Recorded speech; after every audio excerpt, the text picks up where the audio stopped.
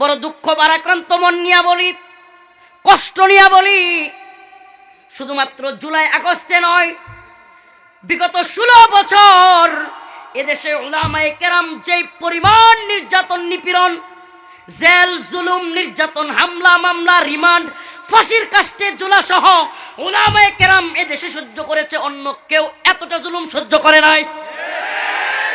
সত্য না মিথ্যা? 70 থেকে 80 জন জুলাই আগস্টে হাফেজ আলেম শহীদ হয়েছে। আমাদের পরিচিত অনেকেও শহীদ হয়ে গিয়েছে। 4ই আগস্ট আম্মার কাছ থেকে, আমার স্ত্রীর কাছ থেকে, বাড়ি থেকে বিদায় নিয়ে ঘর থেকে বের হয়েছি। তাদের কাছ থেকে বিদায় নিয়ে বাধা দিচ্ছে, তবুও বিদায় নিয়ে বের হয়ে গেছি। জানিতাম না আর ফিরে আসবো কিনা। লাশের পর লাশ আসতেছে, তবুও আমরা ছিলাম এটা জানানোর জন্য না। এত জুলুম, এত নির্যাতন সহ্য করে একটা নতুন বাংলাদেশ পেলাম।